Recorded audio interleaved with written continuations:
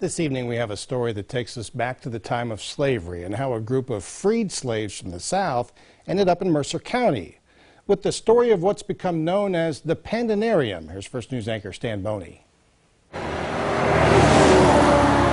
The historical marker sits elevated along Route 19. It explains the Pandenarium, how in 1854, 63 slaves from Virginia, freed by their owner, made their way to Mercer County's East Lackawannock Township and created their own settlement. The sign, though, is just a marker letting people know that these former slaves did work their way into Mercer County. The actual site is about a mile from that marker on a 100-acre piece of land, part of which you see behind me. My guide was archaeologist and Mercer County native Angie Gillette Wentling. Most of the houses that were built originally, those would have been back into up along the hill and back in. The hill where some of the Pandenarium houses once stood is now occupied by an Amish home.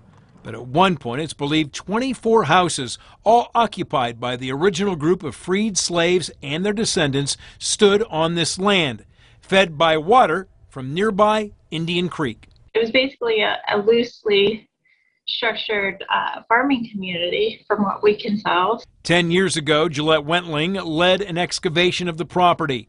They discovered the foundation of 2 houses and numerous artifacts. We found little slate pencils that the children would have used for school. We found children's toys.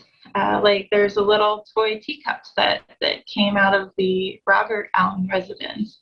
Yeah, that's just mind-blowing. The Reverend Dr. Brian Krall can trace his lineage to John and Rosie Allen and their son Bob Allen, who on this map had houses in the settlement. My grandmother told me that we came from Virginia, that we were freed, and we ended up somehow in Mercer County. Last summer, Reverend Krall and his relatives toured the site to learn more about their ancestors. He also showed me the route the freed slaves took from Virginia, which would have taken them through Rochester, Pennsylvania, where Reverend Krall is now a pastor. That's a cool part of the story to think about that. Some of my people actually went through this area as manumitted or freed slaves and made their way to Mercer County. Yeah, that's just mind-blowing. In Mercer County, Stan Boney, WKBN 27 First News.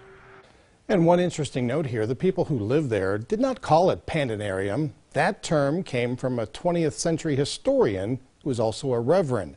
Pandenarium being a biblical name for a fertile area. The people who lived there called it the Indian Run Settlement.